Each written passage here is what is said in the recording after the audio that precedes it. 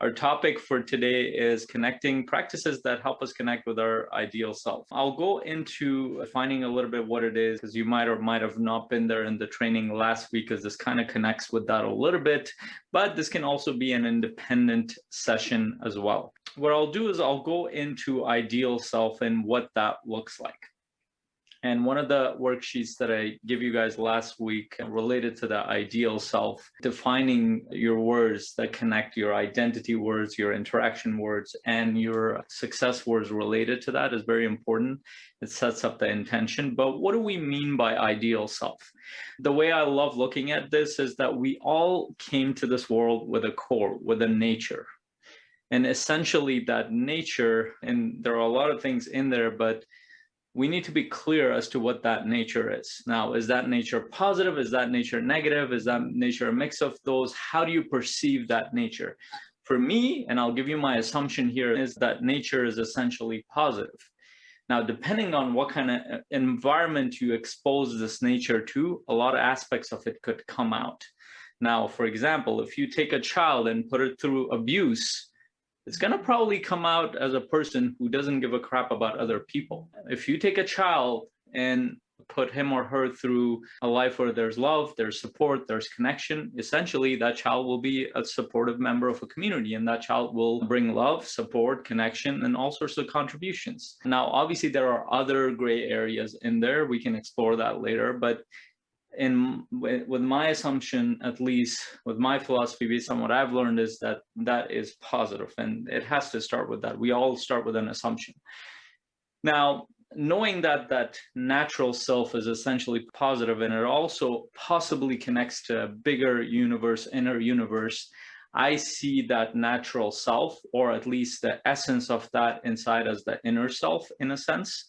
Like I said, there's more in there, but just to simplify it here, that would be the inner self. Now, we don't actually know what that nature is because we're not fully connected to it. If we were, we wouldn't be having a lot of the challenges that we were having a lot of times.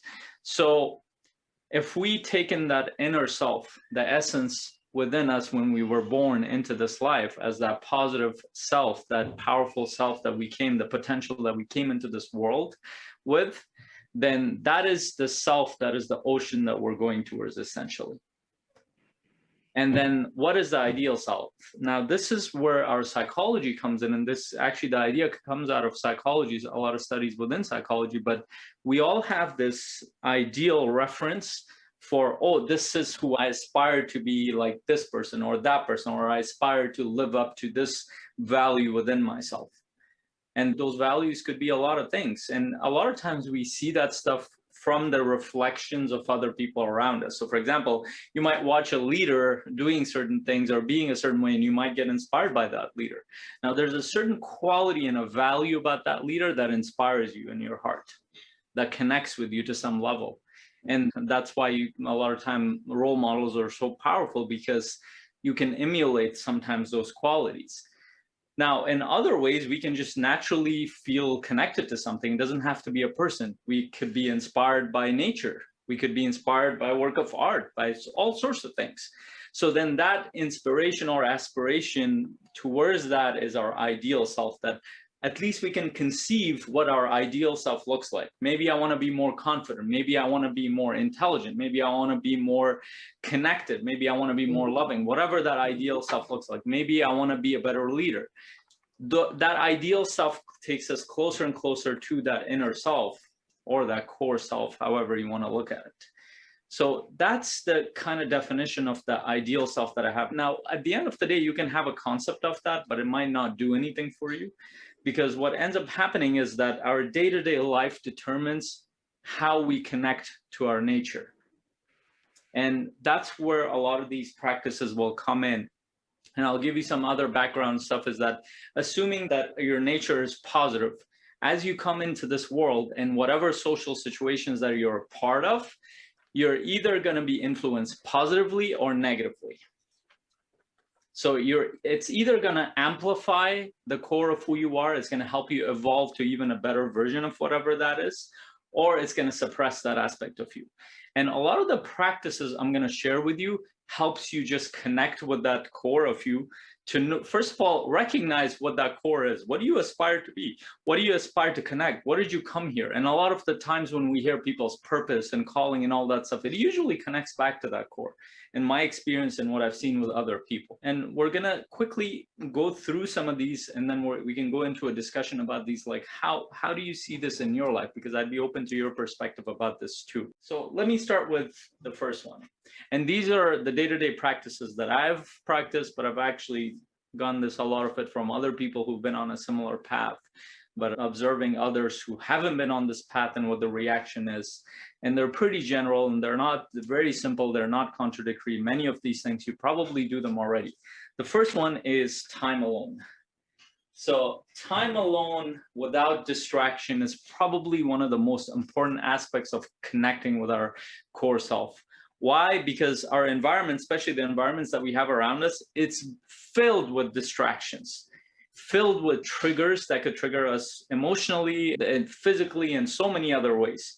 And every time we feel triggered emotionally or physiologically, we're basically reliving a pattern that you were conditioned to be in a lot of ways. So what ends up happening, for example, you wake up, you turn on the news, they're talking about a lot of fearful things that are happening in the world. You have no idea how that triggers you internally. That might take you back to a moment when you were 3 years old and you watched a very traumatizing experience. And the rest of your day, you're dealing with that emotion instead of doing the things that matter to you. And you're not even aware of it, because a lot of times you will feel drained or upset or stressed, or you're reactionary. It just shows up in different ways. So not only that, everything else in our environment nowadays is designed to distract us, take our attention, from ads to news to other people, anything around you. So for us to even begin to go towards that, we need to spend time alone without any distraction, which I literally mean no distraction at all. Just sitting there, just with your thoughts, with your emotions, and with your body. Even if it's just for 10 minutes, 15 minutes a day, or 5 minutes a day. And not get distracted by your phone, by other people, by your environment, or not even listen to books in that moment, because that's a different area. Because a lot of times we think downloading information in our head is the best strategy, but a lot of times it's actually being with ourselves that help us connect with who we are. Actually, I realized this when there was this kid who was kicked out of school, and he has a TED talk. I forgot about this. He was pretty gifted, but he was kicked out of school, and he spent the next, 3 years in some special program. And basically they didn't know what to do with him. So they just told him to do whatever you want, because they didn't know how to deal with his mind. And when he came out of it, he actually created an incredible theory in physics. I don't even remember the details around it. And he did a TED talk around it. He's like, you know what the most important thing for me was? That I left everything, learning, other people, everything else, and I just spent time alone. And it just hit me. Those were the moments that I grew the most as well. And I've watched people when they have, think about it, you hear these stories, people go on a train ride across, Siberia, or they travel and they're not with anybody, they're just chilling and watching and enjoying and observing other people. Those are the moments where we connect with a deeper aspect of ourselves, or they're just sitting by a lake or doing nothing at all, particularly. They help us connect, they help us go through the chatter of the mind and help us connect. But when I say being alone with yourself, that means connecting with our emotions, connecting with our body, and observing our thoughts. Not being in our thoughts, lost in our head, but actually feeling what's happening here. And maybe even connecting with a deeper aspect of, if you have a spiritual practice, that could be part of that too. So that's where actually the second part comes in. Spending time alone and feeling your body and emotions. And the reason, and I'll give you a very simple technical reason. So most of the thoughts that are in our head and the conscious part of our brain, the prefrontal cortex, they generally are a product of our environment, whatever conditioning we've had here, and they repeat over and over and over. As we learn new material, it gets downloaded into the subconscious part of our mind. But when are those moments where we react?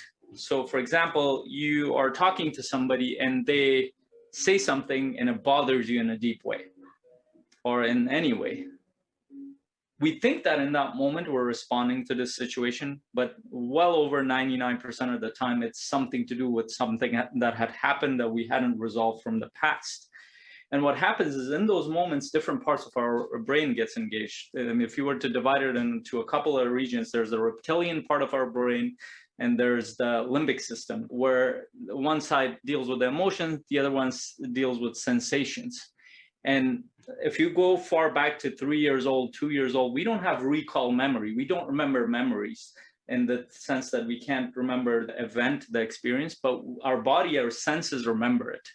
So if we've gone through a traumatic experience, we have a memory of it, we just can't recall it. We get affected by something and we don't even know why. All of a sudden, we're taken back there. Now, a lot of times when these things happen, we distract ourselves or we lash out on the other person or something like that, or we get involved in our phone and we don't even know what's happening. Our body is actually processing the same thing from the past again. It's trying to, but it doesn't know what to do because as a child, you didn't know how to assign a meaning to that.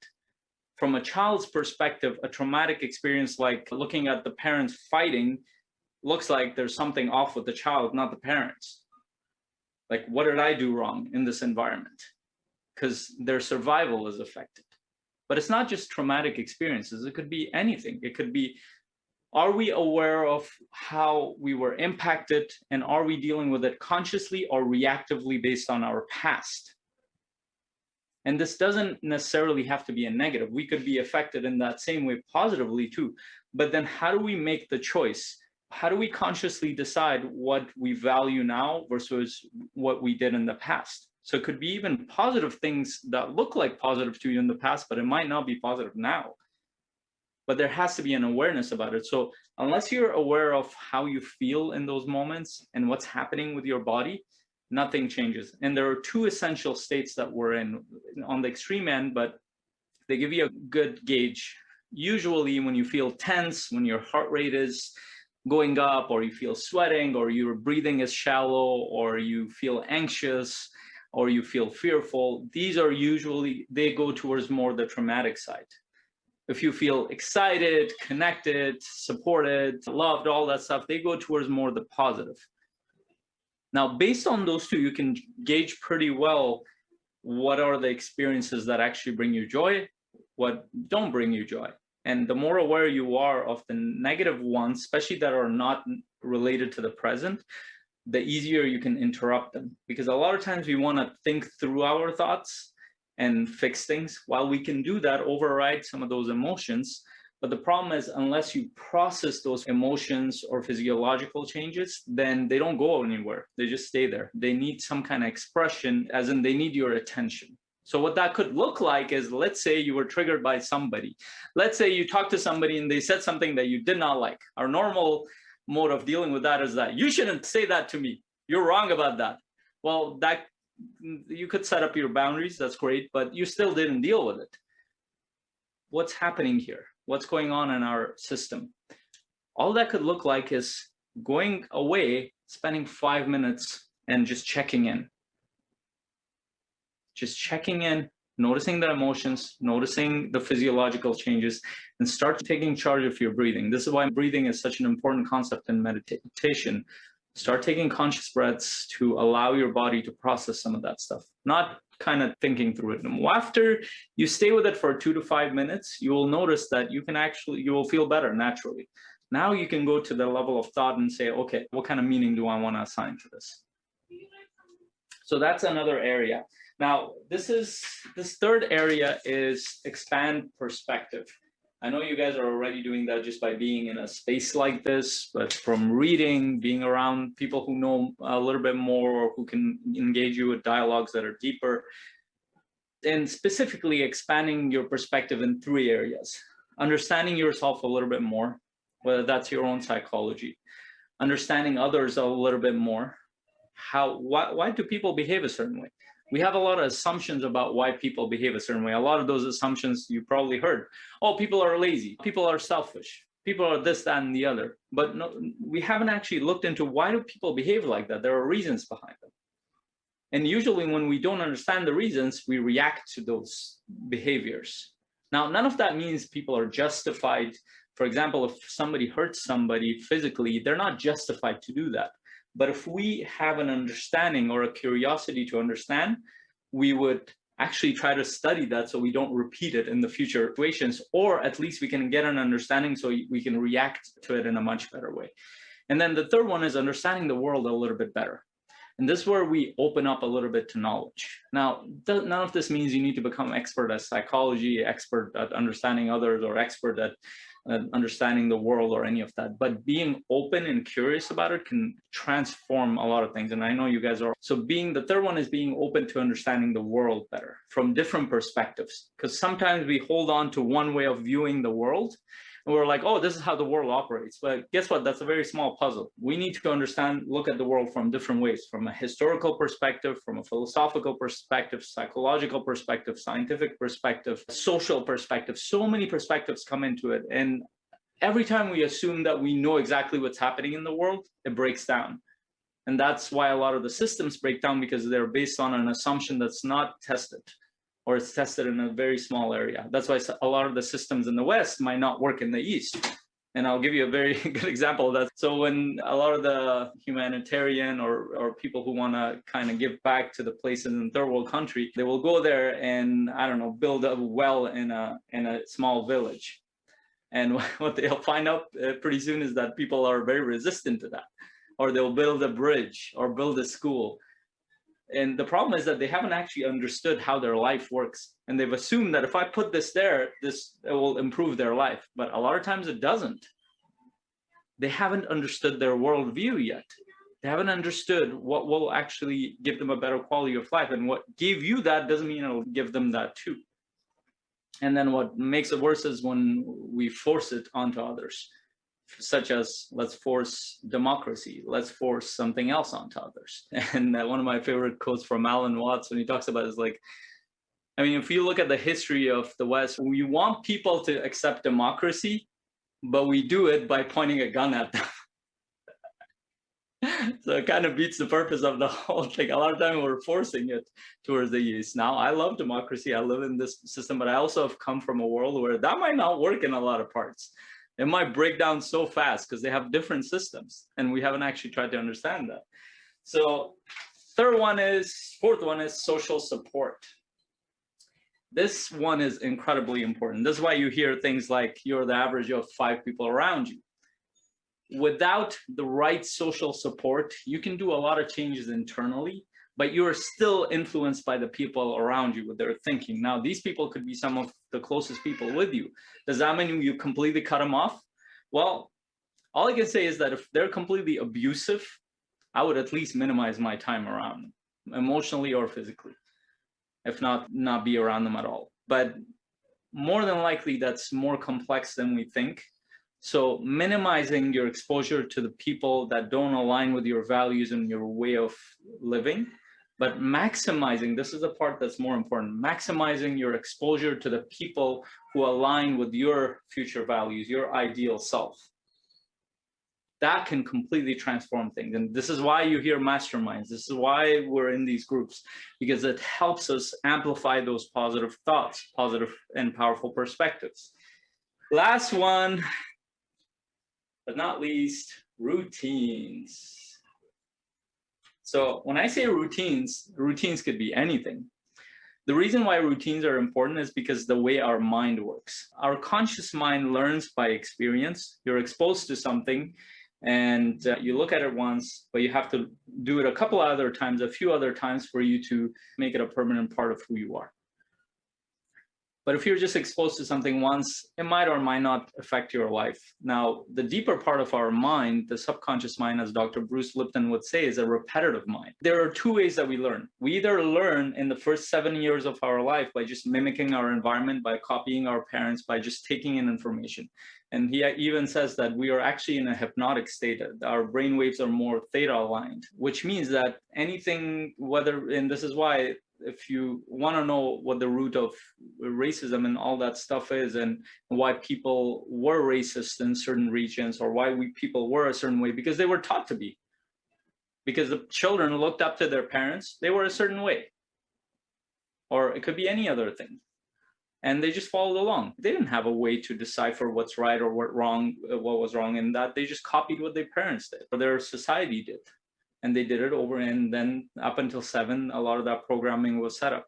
Now, what happens after that is we need to actually do it quite a bit of time for us to get it into our subconscious. There's repetition, but with the repetition, there needs to be an emotional connection to it. There needs to be a deeper why connected to it too. So it's not just about repeating, but there's an interest in that specific thing. If you force a child to ride a bike, that child might roughly ride the bike. But what if the child hates riding that bike and he or she never develops that interest? He will ride it and learn a little bit, but then quit it pretty soon.